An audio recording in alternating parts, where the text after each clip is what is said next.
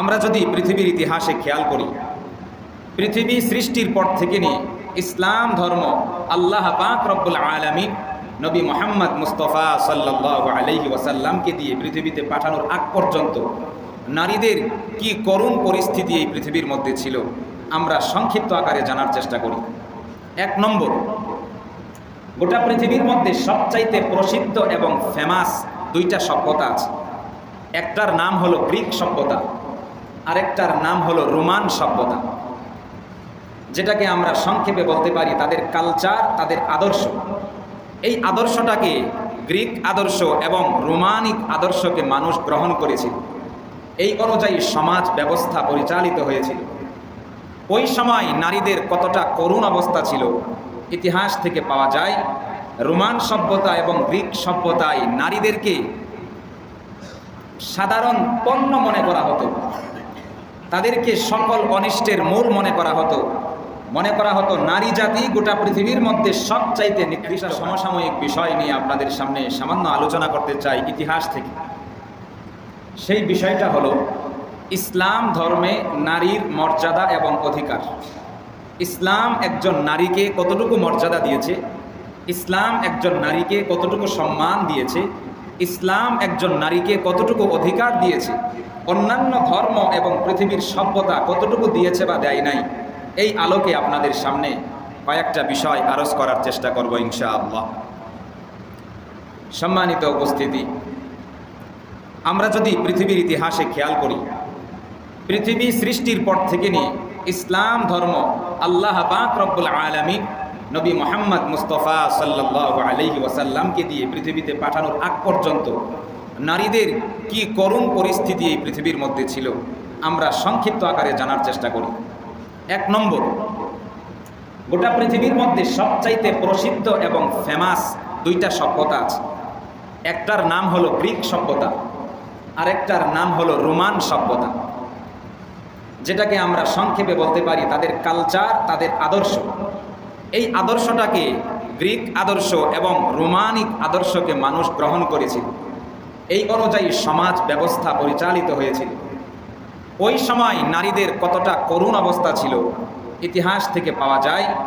Roman সভ্যতা এবং Greek সভ্যতায় নারীদেরকে সাধারণ পণ্য মনে করা হতো, তাদেরকে সকল অনিষ্টের মূল মনে করা হতো নারী জাতি গোটা পৃথিবীর মধ্যে সবচাইতে নিকৃষ্ট প্রাণী। গ্রিক সভ্যতা এবং রোমান সভ্যতায় এই ধারণা ছিল পরিবারের প্রধান কর্তা একজন নারীকে বাজারে নিয়ে বিক্রিও করে দিতে পারত। এটা ছিল নারীদের অবস্থা। এভাবে দীর্ঘদিন পর্যন্ত নারীদের উপরে অত্যাচার, জুলুম, নির্যাতন চলতে থাকে।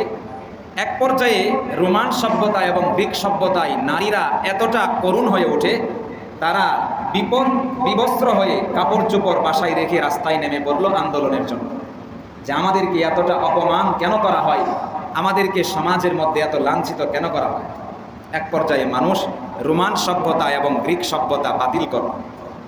রব্বুল আলামিন পৃথিবীর মধ্যে ইহুদি ধর্ম দিলেন, কিছুদিন পরে নাসারা ধর্ম দিলেন, খ্রিস্ট ধর্ম দিলেন।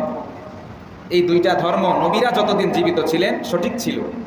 নবীদের দুনিয়া থেকে বিদায় হয়ে যাওয়ার পরে ইহুদি ধর্ম এবং খ্রিস্ট ধর্ম পৃথিবীর মধ্যে জঘন্যতম ধর্মে পরিণত হয়। সেই ধর্মে নারীদেরকে অভিশপ্ত মনে করা হলো পৃথিবীর মধ্যে সকল অকল্যাণের মূল হলো নারী জাতি। সাইয়্যিদুনা হযরত আদম আলাইহিস সালামের বিবি, গোটা মানব জাতির আদি জননী হযরত হাওয়া আলাইহিস সালামকে শয়তান কুমন্ত্রণা দিয়েছিল, জান্নাত থেকে বের হয়ে গেল। বোঝা গেল নারীদের মাধ্যমে পৃথিবীর মধ্যে সর্বপ্রথম ফিতনা শুরু হয়েছিল। এই কারণে ইহুদি ধর্ম এবং খ্রিস্ট ধর্মে নারীদেরকে অভিশপ্ত মনে করা হতে থাকে। মনে করা হয় নারীদের কোনো সম্মান নাই, তারা ফিতনার মূল, তাদের সাথে মিশা যাবে না, তাদেরকে সম্মান দেওয়া যাবে না। তাহলে আমরা জানলাম গ্রিক সভ্যতায় নারীদেরকে অপমান করা হলো, রোমান সভ্যতায় নারীদেরকে অপমান করা হলো, ইহুদি ধর্মে নারীদেরকে অপমান করা হলো, খ্রিস্ট ধর্মে নারীদেরকে অপমান করা হলো। থাকলো সনাতনী ধর্ম, হিন্দু ধর্মে নারীদেরকে কি পরিমাণ অপমান করা হয়েছে। সংক্ষিপ্ত একটা কথা, এখনো পর্যন্ত হিন্দু ধর্মে নারীদেরকে দেবদেবীদের দাসী মনে করা হয়। অনেক নারী তারা মন্দিরে পুরোহিতদের ব্যক্তিগত কাজে ব্যবহৃত হয়।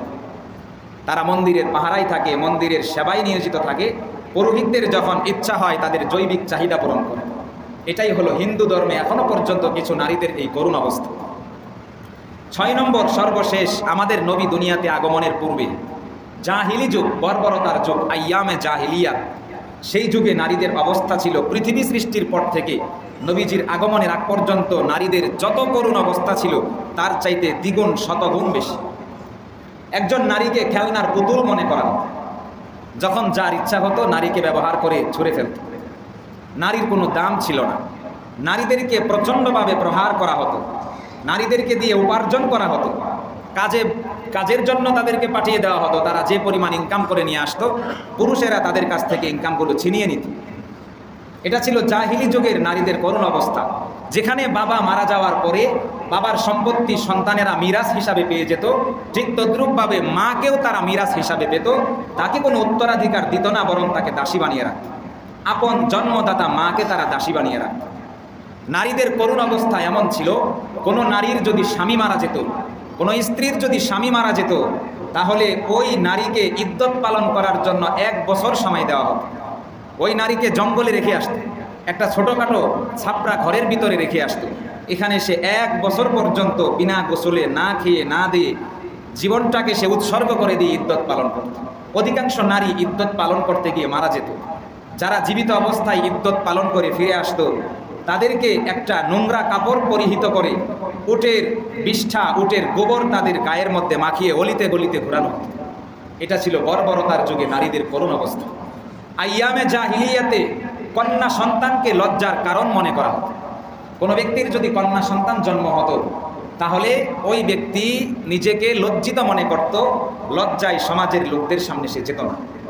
তাহলে আমরা এতক্ষণের আলোচনায় জানলাম, পৃথিবীর প্রত্যেকটা আদর্শ, প্রত্যেকটা ধর্ম, প্রত্যেকটা সভ্যতায় নারীকে অপমান করা হয়েছে, নারীকে অসম্মান করা হয়েছে, নারীকে লাঞ্ছিত করা হয়েছে।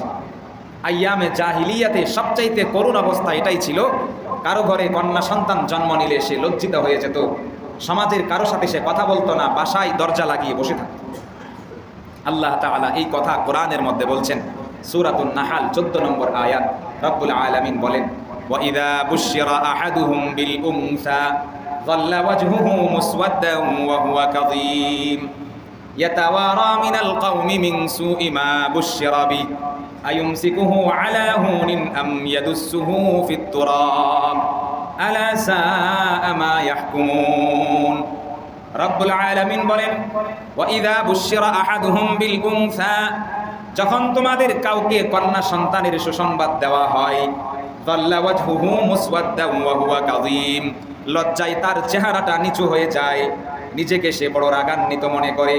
ইয়াতাওয়ারা মিনাল কওমি মিন সুই মা বুশিরা বি, কন্যা সন্তানের সুসংবাদ তাকে দেওয়ার কারণে সে সমাজে বের হয় না, লোকদের থেকে নিজেকে লুকিয়ে রাখে, মনে মনে 2টা ধারণা করে, লজ্জার সাথে এই কন্যা সন্তানকে জীবিত রাখবো নাকি মাটিতে পুঁতে ফেলবো। এই ধারণা জাহিলি যুগের মানুষ করত। আধুনিক যুগেও আজকে মানুষ এসেছে, মানুষের মধ্যে এই ধারণা আছে, কন্যা সন্তানের সুসংবাদ যখন দেওয়া হয় তখন তাদের চেহারাটা মলিন হয়ে যায়, মনে মনে ভাবে ছেলে সন্তান কেন হলো না। অনেক কুলাঙ্গার মানুষ দুনিয়ার মধ্যে আছে, ছেলে সন্তানের সুসংবাদ শুনলে বিবিকে আদর করে, কন্যা সন্তানের সুসংবাদ শুনলে বিবিকে মারধর করে। কথা বলেন ঠিক কিনা? এমন সমাজ আইয়ামে জাহিলিয়াতেও ছিল, বর্তমানেও আছে। রব্বুল আলামিন বলেন, আইয়ামে জাহিলিয়াতে মানুষকে যখন কন্যা সন্তানের সুসংবাদ দেওয়া হতো, তারা মনে মনে 2টা ধারণা করত, হয়তোবা লজ্জা নিয়ে এই কন্যা সন্তানকে জীবিত রাখবো, অথবা লজ্জা বাদ দিয়ে এই কন্যা সন্তানকে মাটিতে পুঁতে ফেলবো। কিন্তু ইসলাম ধর্ম আগমন করলো পৃথিবীর মধ্যে। গ্রিক সভ্যতা নারীকে সম্মান দিতে পারে নাই, রোমান সভ্যতা নারীকে সম্মান দিতে পারে নাই, ইহুদি ধর্ম নারীকে সম্মান দিতে পারে নাই, খ্রিস্ট ধর্ম নারীকে সম্মান দিতে পারে নাই, হিন্দু ধর্ম নারীকে সম্মান দিতে পারে নাই, আইয়ামে জাহিলিয়াতের জাহিলি যুগ নারীকে সম্মান দিতে পারে নাই। কিন্তু রব্বুল আলামিন আকায়ে নামদার তাজদারে মদিনা জনাবে মুহাম্মদ মুস্তাফা সাল্লাল্লাহু আলাইহি ওয়াসাল্লামকে দুনিয়াতে পাঠাইলেন। ইসলাম ধর্ম দুনিয়ার মধ্যে আগমন করলো, নারীকে সর্বদিক থেকে সম্মান দিয়ে ভূষিত করে দিল, সামগ্রিকভাবে নারীকে সম্মান দিল। রব্বুল আলামিন একজন নারীকে পৃথিবীর মধ্যে শ্রেষ্ঠ উপহার বানাইলেন। আওয়াজ দিয়ে বলেন সুবহানাল্লাহ। একজন নারীকে সবচাইতে শ্রেষ্ঠ উপহার বানিয়েছেন। রব্বুল আলামিন সর্বপ্রথম আদম আলাইহিস সালামকে সৃষ্টি করলেন। আদম আলাইহিস সালাম জান্নাতের মধ্যে বসবাস করেন, তার মনে কোনো শান্তি নাই, তার মনের মধ্যে কোনো প্রশান্তি পাওয়া যায় না, সব সময় তার চেহারাটা মলিন হয়ে থাকে। রব্বুল আলামিন বুঝতে পারলেন আদমের কোনো একটা কিছুর প্রয়োজন। রব্বুল আলামিন তার বাম পাজর থেকে সাইয়্যিদুনা হযরত আদম আলাইহিস সালামের বিবি, মানব জাতির আদি জননী হযরত হাওয়া আলাইহিস সালামকে সৃষ্টি করলেন। আদম আলাইহিস সালামকে হাওয়া আলাইহিস সালামকে সৃষ্টি করে তার কাছে দেওয়ার পরে খুশি হয়ে গেলেন। রব্বুল আলামিন কুরআনুল কারীমের মধ্যে বলেন, হুয়াল্লাযী খালাকা লাকুম মিন নাফসিন ওয়াহিদা ওয়া জাআলা মিনহা যাওজাহা লিয়াসকুনা ইলাইহা। রব্বুল আলামিন বলেন, তোমাদেরকে সৃষ্টি করা হয়েছে একজন মানুষ থেকে, কিন্তু সেই মানুষ থেকে তার স্ত্রী সৃষ্টি করা হয়েছে যেন তার কাছে গিয়ে প্রশান্তি লাভ করে। রব্বুল আলামিন নারী জাতিকে সৃষ্টি করে গোটা পৃথিবীর মধ্যে সবচাইতে শ্রেষ্ঠ উপহার ঘোষণা দিলেন। আল্লাহ পাক রব্বুল আলামিন আরো বলেন, রব্বুল আলামিন তোমাদেরকে একজন মানুষ থেকে সৃষ্টি করেছেন এবং তোমাদের জন্য স্ত্রী সৃষ্টি করেছেন, বিবি সৃষ্টি করেছেন, লিতাসকুনু ইলাইহা, যেন নারীদের কাছে গিয়ে তোমরা প্রশান্তি লাভ করতে পারো। রব্বুল আলামিন এভাবে নারীকে কোরআনের মধ্যে সম্মানের জায়গা দিয়েছেন। হাদিসের মধ্যে নবীজি আরো সুন্দর করে বলেছেন, একজন নারীর সম্মান কতটুকু, একজন নারীর সম্মান এত বেশি, এত বেশি। হাদিসের মধ্যে নবীজি বলেন, কুল্লুর বানি আদম সাইয়্যিদুন, প্রত্যেকটা বনি আদমের সন্তান নেতা, সর্দার। একজন পুরুষ তার পরিবারের সর্দার, আর একজন নারী তার ঘরের সর্দার। ইসলাম একজন নারীকে তার ঘরের রানী হিসাবে স্বীকৃতি দিয়েছে। ইসলাম ধর্মে নারীকে এতটা সম্মান দেওয়া হয়েছে, পৃথিবীর কোনো সভ্যতা, পৃথিবীর কোনো আদর্শ, পৃথিবীর অন্য কোনো ধর্ম এই সম্মান দিতে পারে নাই। ইসলাম ধর্ম একজন নারীকে এতটা সম্মান দিয়েছে বলে এমন সম্মান পৃথিবীর কোনো সভ্যতা নারীকে দিতে পারে নাই। কিন্তু নারী জাতি আজকে সেটা বুঝতে পারছে না। আধুনিক শিক্ষার অধিকারী, আধুনিক শিক্ষায় শিক্ষিত কিছু নারী এই সম্মানটাকে তারা সম্মান হিসাবে বুঝতে পারছে। এটা হলো তাদের ব্যর্থতা। ইসলাম তাদেরকে যে জায়গায় বসিয়েছে এটাকে তারা সম্মানের চোখে দেখছে না। আল্লাহ পাক রব্বুল আলামিন একজন নারীকে তার জীবনের 4টা মৌলিক স্তর দিয়েছেন। 4টা মৌলিক স্তর একজন নারীকে রব্বুল আলামিন দিয়েছেন। 1 নম্বরে একজন নারী কারো কন্যা সন্তান হয়, 2 নম্বরে একজন নারী কারো বোন হয়, 3 নম্বরে একজন নারী কারো স্ত্রী হয়, 4 নম্বরে একজন নারী কারো মা হয়। এই 4টা স্তর হলো একজন নারীর মৌলিক স্তর। সে মামি হবে, চাচি হবে, খালা হবে, ফুফু হবে, এটা তার মৌলিক বিষয় না। তার মৌলিক স্তর 4টা। 1 নম্বরে সে কন্যা হবে, 2 নম্বরে কারো বোন হবে, 3 নম্বরে কারো স্ত্রী হবে, 4 নম্বরে কারো মা হবে। ইসলাম ধর্ম একজন নারীকে এই 4টা স্তরে সম্মান দিয়েছে। বলেন সুবহানাল্লাহ। এই 4টা ক্ষেত্রে, 4টা স্তরে ইসলাম ধর্ম একজন নারীকে তার অধিকার পুরোপুরিভাবে দিয়েছে।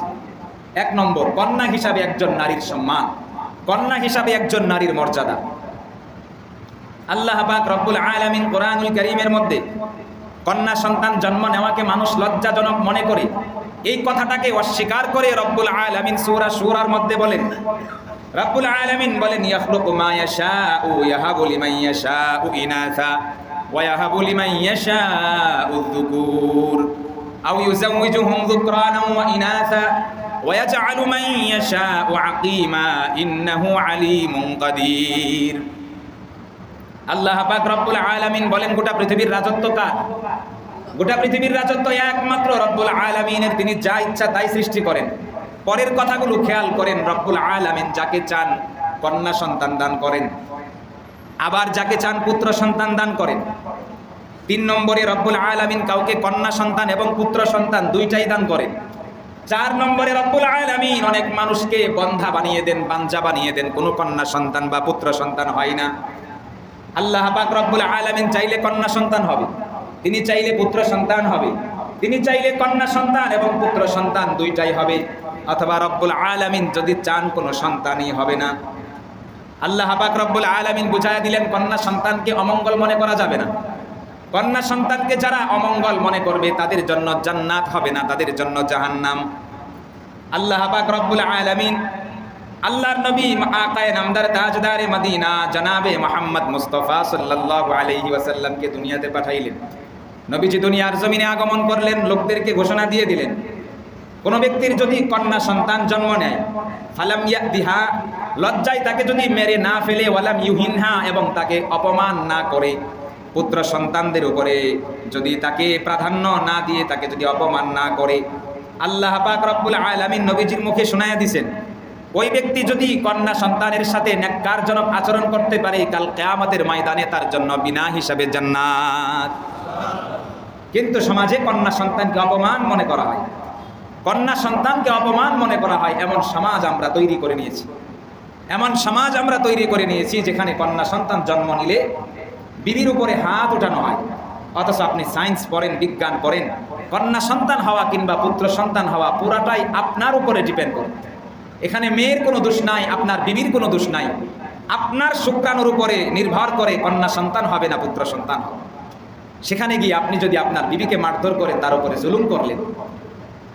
এই কারণে রব্বুল আলামিন সর্বপ্রথম নবীজি আগমনের পরে ঘোষণা দিয়ে দিলেন, যাদের কন্যা সন্তান হবে আর তাদের সাথে সবচাইতে সুন্দর আচরণ যারা করবে, মৃত্যুবরণ করার সঙ্গে সঙ্গে রব্বুল আলামিন তাদেরকে জান্নাত দিয়ে দিবেন। জাহিলি যুগের অবস্থাটা কতটা করুণ ছিল দেখেন। আল্লাহর নবী দুনিয়াতে আসার পরে ইসলাম ধর্ম পাইলেন, নবুয়ত পাইলেন। একদিন বসে আছেন, এক সাহাবী আসলেন। সাহাবী এসে নবীজির কাছে বলতেছেন, ইয়া রাসূলুল্লাহ, ইয়া হাবিবাল্লাহ, আমি তো ইসলাম ধর্ম গ্রহণ করেছি, কিন্তু জাহিলি যুগে আমি এমন একটা কুকর্ম করেছি যার কারণে আজও পর্যন্ত আমি সেটার জন্য লজ্জিত। নবীজি বললেন, এমন কি কুকর্ম তুমি করেছো? ওই সাহাবী বলতে লাগলেন, ইয়া রাসূলুল্লাহ, আল্লাহ পাক রব্বুল আলামিন আমাকে দীর্ঘদিন পরে একটা কন্যা সন্তান দিয়েছিলেন। বিবাহ করেছি, কোনো সন্তান হয় না, অনেক দিন পরে একটা কন্যা সন্তান হলো। আমি লজ্জায় লোকদের সামনে যেতে পারি না, মানুষজন আমাকে অনেক কথা বলে, এই কারণে আমি মানুষের সামনেও যাই না। এভাবে কন্যা সন্তানটা আমার বড় হতে লাগলো, মোটামুটি আমাকে আব্বু ডাকতে পারে, তার মাকে আম্মু ডাকতে পারে, এমন বয়সে উপনীত হয়েছে। একদিন আমি লজ্জা আর ধরে রাখতে না পেরে মেয়েটাকে আমি তার মায়ের কাছ থেকে বুঝিয়ে এক জায়গায় নিয়ে গেলাম, মরুভূমিতে। মেয়েটাকে বললাম, মা, আমি এখানে একটা গর্ত খনন করেছি কিছু পানি উঠানোর জন্য, তুমি একটু ভিতরে নামো, তুমি ভিতরে নেমে সেখান থেকে মাটি কুড়িয়ে কুড়িয়ে আমার হাতে দাও, আমি সেই মাটিটা উঠিয়ে এক পর্যায়ে সেখানে কুয়া হয়ে যাব, সেখান থেকে আমরা পানি উঠাতে পারবো। মেয়েটা বাবার কথায় বিশ্বাস করে সেই গর্তের ভিতরে নেমে পড়লো। এই সাহাবী নবীজিকে শোনাইতেছেন, আমার মেয়ে নেমে পড়ার পরে আমি আমার মেয়ের শরীরের উপরে সর্বপ্রথম কিছু মাটি দিয়ে দিলাম। মেয়ে চিৎকার দিয়ে উঠল, আব্বু, আপনি আমার গায়ে মাটি দিচ্ছেন কেন? আমি এতটাই পাষাণ হয়ে গিয়েছিলাম, আমার কন্যা সন্তানের এই আব্বু ডাকটা আমার কানের ভিতরে যায় নাই। এভাবে দেখতে দেখতে আমি তার গায়ের উপরে মাটি দিতে লাগলাম। এক পর্যায়ে তার কোমর পর্যন্ত মাটি দিয়ে ঢেকে গেল, আরও মাটি দিতে লাগলাম, বুক পর্যন্ত ঢেকে গেল, আরও মাটি দিতে লাগলাম, গলা পর্যন্ত ঢেকে গেল। এবার মেয়েটা কান্না শুরু করে দিয়েছে, কিন্তু আমি তো সেই পাষাণ হৃদয়ের অধিকারী ছিলাম, জাহিলি যুগের মানুষ ছিলাম, লজ্জার ভয় করতাম। এক পর্যায়ে আমি মাটি দিয়ে তার মাথাটাও ঢেকে দিই। কিছুক্ষণ পর ওই খবর থেকে, ওই কুয়া থেকে আব্বু ডাক আর আসছে না, তখন আমি সেখান থেকে চলে আসি। হাদিসের মধ্যে এসেছে, সাহাবী এই ঘটনা শোনানোর পরে নবীজি অঝরে কাঁদতে লাগলেন। কি জমানা ছিল, কি যুগ ছিল যেখানে নারীদেরকে এতটা অপমান করা হতো, লজ্জার কারণ মনে করা হতো। নবীজি বললেন, তোমাকে তো রব্বুল আলামিন ইহসান করেছেন, ইসলাম ধর্ম গ্রহণ করেছো, মৃত্যুর আগ পর্যন্ত তওবা ইস্তেগফার করতে থাকো। এই কারণে সম্মানিত মুসল্লিয়ানে কেরাম, আমরা দেখছি প্রত্যেকটা সভ্যতা এবং প্রত্যেকটা ধর্মে নারীকে অপমান করা হয়েছে। শুধুমাত্র পৃথিবীর মধ্যে একটাই ধর্ম, যে ইসলাম ধর্মে নারীকে তার যথাযথ অধিকার এবং সম্মান প্রদান করেছে। একজন নারীর স্তর, প্রথম স্তর কন্যা সন্তান। কন্যা সন্তান হিসাবে সে তার অধিকার পেয়েছে, কন্যা সন্তান হিসাবে তাকে যতটুকু মর্যাদা দেওয়া দরকার ইসলাম দিয়েছে। 2 নম্বর, একজন মেয়ের দ্বিতীয় নম্বর স্তর হলো সে কারো বোন হবে। বোন হওয়া অবস্থায় ইসলাম ধর্ম তার ভাইকে আদেশ দিচ্ছে, কোনো ব্যক্তির যদি 1টা বা 2টা কিংবা 3টা বোন থাকে, তাদের সাথে যদি সে সুন্দর আচরণ করে, তাদের সাথে যদি কোনো খারাপ ব্যবহার না করে, মৃত্যুবরণ করার সাথে সাথে আল্লাহ পাক রব্বুল আলামিন তাকে জান্নাত দিয়ে দিবেন। তাহলে একজন মেয়ে যখন বোন হয়, তার ভাইকে সঠিক আচরণের জন্য ইসলাম উদ্বুদ্ধ করলো, আদেশ দিল। সঠিক আচরণ করবে তো জান্নাত, খারাপ আচরণ করবে তো জাহান্নাম। দেখবেন বর্তমানে আমাদের সমাজের মধ্যে একটা ব্যাধি হয়ে দাঁড়িয়েছে। অনেক মানুষ পাশের বাসার আন্টির সাথে খুব সম্পর্ক, নিজের আপন বোনের সাথে কোনো সম্পর্ক নাই। আছে না নাই? ফুফুর খবর নেয় না, এমন অনেক মানুষ আছে ফুফুর খবর নেয় না, কিন্তু এমনিই পাড়াপড়শি আন্টি লাগে, তার সাথে বড় খাতির, ফুফুর কোনো খবর নেয় না। তার বাবা তার বোনের সাথে খবর নেয় না, পাড়াপড়শির সাথে তার অনেক মিল, অনেক ভালো আচরণ, আপন বোন বাসায় আসলে তার বড় রাগ হয়, তাকে সঠিকভাবে আদর আপ্যায়ন করতে চায় না। এমন সমাজ আমরা তৈরি করে নিয়েছি। 3 নম্বর, একজন নারী কারো স্ত্রী হবে, কারো বিবি হবে, কারো ওয়াইফ হবে। আল্লাহ পাক রব্বুল আলামিন তখন স্বামীদেরকে আদেশ দিচ্ছেন, ওয়াশিরুহুন্না বিল মারুফ, দুনিয়াতে চলতে গিয়ে তাদের সাথে সবসময় ভালো আচরণ করো। বলে কেন ভালো আচরণ করব? নারীরা এতটা জঘন্য, আল্লাহ তাআলা তাদেরকে এতটা বাঁকা করে বানিয়েছেন, আপনি যদি একদম সোজা করতে চান ভেঙে যাবে, আবার যদি ছেড়ে দেন বাঁকা হতেই থাকবে। রব্বুল আলামিন বলেন আশিরুহুন্না বিল মারুফ, হিকমতের সাথে সুন্দর আচরণ করে তাদেরকে নিয়ে জীবন যাপন করো। স্ত্রী হিসাবে একজন নারী তার যথাযথ অধিকার পেয়েছে। অনেক হাদিস আছে, অনেক আয়াত আছে, আমি সংক্ষেপে বলছি। সর্বশেষ, একজন নারী কারো মা, একজন নারী কারো মা হবে। মা হওয়া অবস্থায় মার অধিকার সম্পর্কে তো বলার কোনো অপেক্ষা রাখে না। রব্বুল আলামিন কুরআনুল কারীমের মধ্যে বলেন, ওয়াসাইনাল ইনসানা বিওয়ালিদাইহি হামালাতহু উম্মুহু ওয়াহনান আলা ওয়াহনিন ওয়া ফিসালুহু ফি আমাইন। রব্বুল আলামিন বলেন, আমি মানুষকে তার পিতা মাতার সাথে ভালো আচরণের নির্দেশ দিয়েছি। বাবার কথাও বললেন, মায়ের কথাও বললেন, এখানেই শেষ। তারপরে মায়ের কথা বলতে লাগলেন, হামালাতহু উম্মুহু ওয়াহনান আলা ওয়াহনিন, মায়ের সাথে বেশি ভালো আচরণ করো। বলে কেন? কারণ তোমার মা তোমাকে কষ্ট করে গর্ভে ধারণ করেছেন, তোমার মা তোমাকে বড় কষ্ট করে জন্ম দিয়েছেন। এই কথাই সূরা লুকমানের মধ্যে আল্লাহ তাআলা বলতেছেন, ওয়াসাইনাল ইনসানা বিওয়ালিদাইহি হামালাতহু উম্মুহু ওয়াহনান আলা ওয়াহন। সূরাতুল আহকাফের মধ্যে বলতেছেন, হামালাতহু উম্মুহু কুরহান ওয়া ওয়াদাআতহু কুরহা, তোমার মা তোমাকে বড় কষ্ট করে জন্ম দিয়েছেন, বড় কষ্ট করে গর্ভে ধারণ করেছেন। এভাবে রব্বুল আলামিন কোরআনের বহু জায়গায় পিতামাতার সাথে, বিশেষ করে মায়ের সাথে সদ আচরণ করার কথা বলেছে সন্তানকে। হাদিসের মধ্যে এসেছে, কত সুন্দর কথা, খেয়াল করবেন। হযরত আবু হুরায়রা রাদিয়াল্লাহু তাআলা আনহুর বর্ণনা, এক সাহাবী আল্লাহর নবীর কাছে এসে বলতে লাগলেন, ইয়া রাসূলুল্লাহ, মান আহাক্কুন নাসি বিহুসনি সাহাবাতি, আমার যত আত্মীয় স্বজন আছে তাদের মধ্য থেকে সবচাইতে সুন্দর আচরণ পাওয়ার বেশি হকদার কে? নবীজি বললেন, তোমার মা। তোমার মায়ের সাথে তুমি সবচাইতে বেশি ভালো আচরণ করো। সাহাবী দ্বিতীয়বার আবার জিজ্ঞাসা করলেন, ইয়া রাসূলুল্লাহ, দ্বিতীয় নম্বরে ভালো আচরণ পাওয়ার বেশি হকদার কে? নবীজি বললেন, দ্বিতীয়বারও তোমার মা। সাহাবী আবার জিজ্ঞাসা করলেন, তারপরে বেশি হকদার কে? নবীজি বললেন, তৃতীয় নম্বরেও তোমার মা তোমার কাছ থেকে সুন্দর আচরণ পাওয়ার বেশি হকদার। সাহাবী 4 নম্বরে আবার জিজ্ঞাসা করলেন, সুম্মা মান, অতঃপর বেশি আচরণ, সুন্দর আচরণ পাওয়ার বেশি হকদার কে? নবীজি বললেন, সুম্মা আবুকা, 4 নম্বরে তোমার বাবা তোমার কাছ থেকে বেশি সুন্দর আচরণ পাওয়ার হকদার। তাহলে প্রথমে মায়ের সাথে ভালো আচরণ, দ্বিতীয় নম্বরেও মায়ের সাথে ভালো আচরণ, তৃতীয় নম্বরেও মায়ের সাথে ভালো আচরণ, চতুর্থ নম্বরে বাবার সাথে। বলে কেন? কারণ হলো, একজন মা সন্তানকে জন্ম দেওয়ার আগ পর্যন্ত অনেক কষ্ট করেন। জন্ম দেওয়ার পরে মোটামুটি ছেলেটা প্রাপ্তবয়স্ক হওয়ার আগ পর্যন্ত মা পাগলের মতো থাকে। মা তার কোনো শান্তি অর্জন করতে পারেন না, শান্তিতে জীবন যাপন করতে পারেন না, যখন তখন সন্তানের জন্য কষ্ট করতে হয়। এই কথায় অপর এক হাদিসের মধ্যে এসেছে, হযরত জিহামা রাদিয়াল্লাহু তাআলা আনহু এক সাহাবী ছিলেন, নবীজির কাছে আসলেন, এসে বললেন, ইয়া রাসূলুল্লাহ, আরাদতু আন আগজুয়া ওয়া কাদ জিতু আস্তাশিরুকা। ইয়া রাসূলুল্লাহ, জীবনে একটা যুদ্ধেও যেতে পারি নাই, এইবারের যুদ্ধ আপনার সাথে আমি করতে চাই, আপনার সাথে পরামর্শ করার জন্য আসলাম। নবীজি বললেন, হাল্লাকা মিন উম্মিন, তোমার মা কি জীবিত আছেন? সাহাবী বললেন, নাআম ইয়া রাসূলুল্লাহ, ওগো আল্লাহর নবী, আমার মা এখনো জীবিত আছেন। নবীজি বললেন, ফালজামহা ফা ইন্নাল জান্নাতা তাহতা রিজলাইহা, আমার সাথে যুদ্ধে যাওয়ার প্রয়োজন নাই, মায়ের সেবা করো, তার পায়ের নিচে তোমার জান্নাত। তাহলে ইসলাম একজন নারীকে মা হিসাবে সম্মান মর্যাদা প্রকৃত রূপে দিয়েছে কিনা বলেন? একজন নারীকে কন্যা হিসাবে সম্মান দিয়েছে কিনা? একজন নারীকে বোন হিসাবে সম্মান দিয়েছে কিনা? একজন নারীকে কারো স্ত্রী হিসাবে সম্মান দিয়েছে কিনা? একজন নারীকে কারো মা হিসাবে মর্যাদা দিয়েছে কিনা? এই 4 স্তরে আমরা দেখলাম যথাযথ সম্মান একমাত্র ইসলাম ধর্মই দিয়েছে। অন্য কোনো ধর্ম কিংবা সভ্যতা একজন নারীকে যথাযথ সম্মান এবং মর্যাদা দিতে পারে নাই। সম্মানিত উপস্থিতি, এই আলোচনার দ্বারা আমাদের কাছে স্পষ্ট হয়ে গেল একজন নারীর সম্মান ইসলামে আছে। কিন্তু বড় আফসোসের সাথে বলতে হয়, আজকের সমাজ ব্যবস্থাটা এতটা করুণ হয়ে গিয়েছে, একজন নারীকে শিক্ষা নামে অপশিক্ষা দেওয়ার মাধ্যমে ওই নারীর মগজটা এতটা ধুলাই হয়ে যায়, ওই নারী ইসলামের সম্মানকে সম্মান মনে করে না। ওই নারী ইসলামের সম্মানটাকে প্রকৃত সম্মান হিসাবে বুঝতে চায় না। একজন নারী সম্মানটাকে সম্মান হিসাবে বুঝতে না পারার কারণেই আজকে আমাদের এই সুন্দর একটা দেশে নারীদের বিষয়গুলোকে পাশ্চাত্যদের বিষয়ের সাথে মিলানোর জন্য নারী বিষয়ক সংস্কার কমিশন গঠন করা হয়েছে। আপনারা ইতোমধ্যে জেনেছেন, গত জুমায় আলোচনা করেছি, আমাদের দেশে সংস্কারমূলক বিভিন্ন কমিশন গঠন করা হয়েছে। সেখান থেকে নারীদের বিষয়ে সংস্কার করার জন্য নারী বিষয়ক সংস্কার কমিশন গঠন করা হয়েছে, যেখানের সদস্য হলো 10 জন নারী, যারা পা থেকে নিয়ে মাথা পর্যন্ত, মাথা থেকে পা পর্যন্ত সম্পূর্ণ নাস্তিক, এদের মধ্যে ইসলামের কোনো গন্ধ নাই।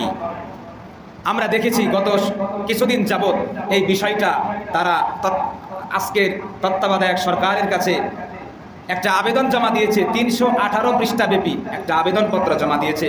সেখানে নারীদের বিষয়ে 403টা সুপারিশমালা জমা হয়েছে।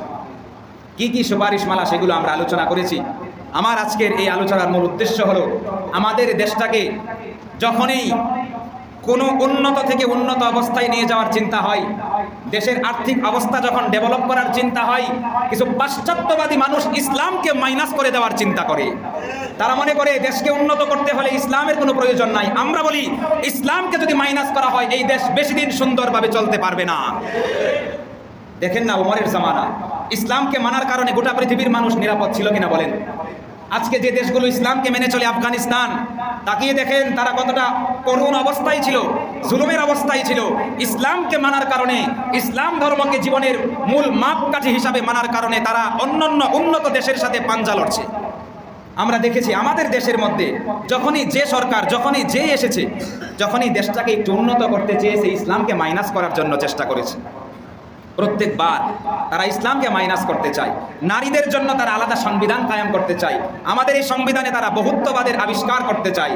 সেখানে আল্লাহর নামকে মাইনাস করতে চায়, বিসমিল্লাহকে মাইনাস করতে চায়, ইসলামকে মূল ধর্ম হিসেবে তারা মাইনাস করতে চায়।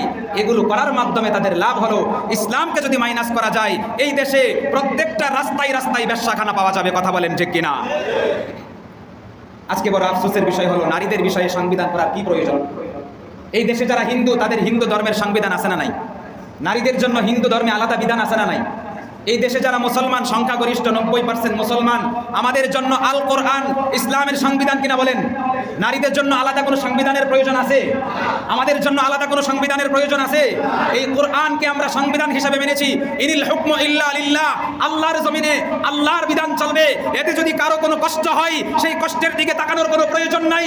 ইসলাম ধর্মকে যারা ধূলিসাৎ করে দেওয়ার চেষ্টা করবে, তাদেরকে এই দেশে ঠাঁই দেওয়া হবে না। কথা বলেন ঠিক কিনা?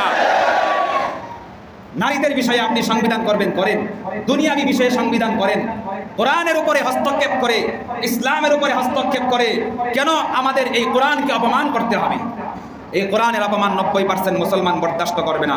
বা মুসলমান, এই জন্য দলমত নির্বিশেষে আগামীকাল সমাবেশের ডাক দেওয়া হয়েছে। আজকে যদি আমরা জাগ্রত না হই, আগামী কিছুদিন পরে আমাদের পারিবারিক ব্যবস্থাপনায় পাশ্চাত্যবাদ ঢুকে যাবে, সেখানে কোনো শান্তি খুঁজে পাওয়া যাবে না। আমাদের দেশের জরিপ হলো, বর্তমানে প্রতি 5 মিনিটে একটা করে ডিভোর্স সংগঠিত হয়। খেয়াল করবেন, প্রতি 5 মিনিটে একটা করে ডিভোর্স সংগঠিত হচ্ছে আমাদেরই দেশে। সেখানে যদি সেই পাশ্চাত্যবাদী চিন্তাধারা সাংবিধানিকভাবে ঢুকে যায়, তাহলে প্রতি 5 মিনিটে নয়, প্রতি সেকেন্ডে ডিভোর্স সংগঠিত হবে। কথা বলেন ঠিক কিনা? তখন নারী মনে করবে স্বামীর কি প্রয়োজন? আমাকে রাষ্ট্রীয়ভাবে অধিকার দেওয়া হয়েছে, আমার মন চাইলো তো বিবাহ করব, আমার মন চাইলো তো আমার স্বামী আমাকে যেভাবে তালাক দেয় আমিও তাকে তালাক দিয়ে দিব। তারা এমন বিধান প্রণয়ন করতে চাচ্ছে।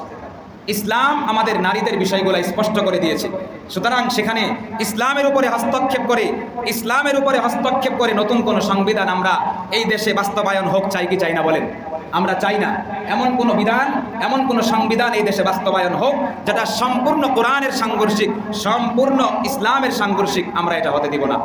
সম্মানিত মুসল্লিয়ানে কেরাম, হেফাজতে ইসলাম বাংলাদেশের পক্ষ থেকে আগামীকাল সোহরাওয়ার্দী উদ্যানে সমাবেশের ডাক দেওয়া হয়েছে। আমাদের সকল কর্মকাণ্ড বাদ দিয়ে সেখানে উপস্থিত হতে হবে।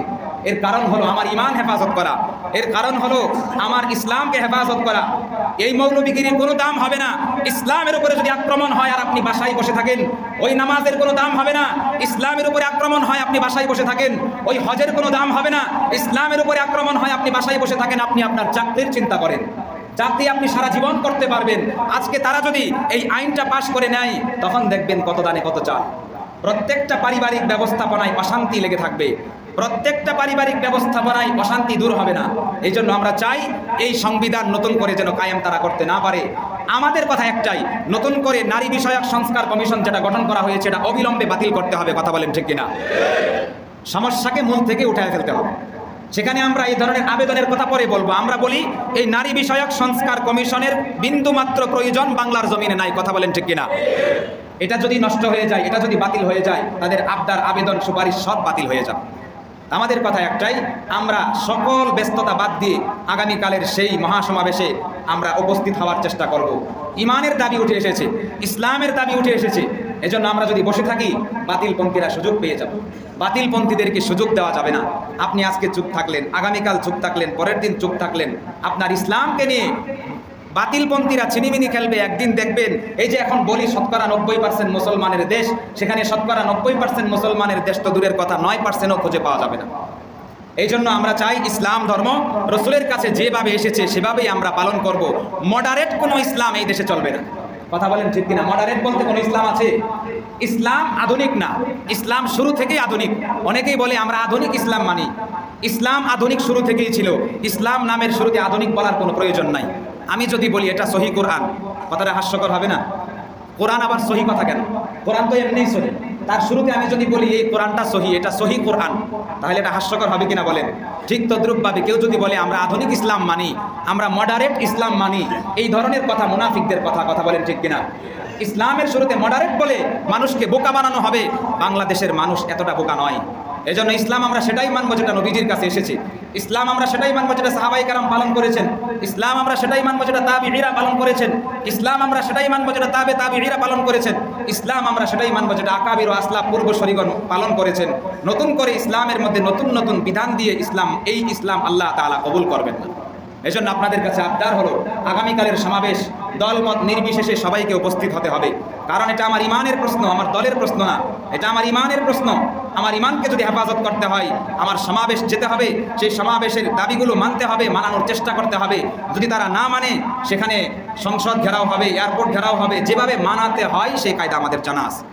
2021 সালে মোদি ঠেকাও আন্দোলনের কথা আপনারা শুনেছেন। সেখানে নরেন্দ্র মোদী আসতে চেয়েছিল, বাংলাদেশের মানুষ দলমত নির্বিশেষে সবাই ঝাঁপিয়ে পড়েছিল, আসতে পারে নাই। শাপলা চত্বর 2013 সালে আমরা দেখেছি, সেখানে দলমত নির্বিশেষে সবাই সেখানে উপস্থিত হয়েছিল। এজন্য আমরা সবাই চেষ্টা করব সেখানে উপস্থিত হওয়ার জন্য। সেখানে উপস্থিত হতে হবে, আমাদের দাবিগুলো পেশ করতে হবে। আজকে যদি আমরা দাবিগুলো পেশ না করি, সেগুলোকে আমরা যদি বাস্তবায়ন করাতে না পারি, তাহলে আমাদের জন্য বড় আফসোসের বিষয় হবে এটা। মুসলমান, আপনারা জানেন 2013 সালের সেই আন্দোলনের অনেক মানুষকে গ্রেফতার করা হয়েছিল, জেলখানায় নেওয়া হয়েছিল। সেই মামলাগুলো আজও পর্যন্ত প্রত্যাহার করা হয় নাই। তত্ত্বাবধায়ক সরকার প্রজ্ঞাপন দিয়েছে, সকল মামলা প্রত্যাহার করার সুপারিশ গ্রহণ করা হয়েছে। আপনারা যান, মামলাগুলো প্রত্যাহার করে নেন। বিএনপিদের মামলা প্রত্যাহার হয়ে গিয়েছে, জামাত ইসলামের অনেক মামলা প্রত্যাহার হয়ে গিয়েছে, কিন্তু আলেম ওলামাদের হেফাজতে ইসলামের মামলাগুলো আজও পর্যন্ত প্রত্যাহার করা হয় নাই। এখান থেকে আমরা বুঝি তারা পাশ্চাত্যবাদী বিষয়গুলো কায়েম করতে চায়।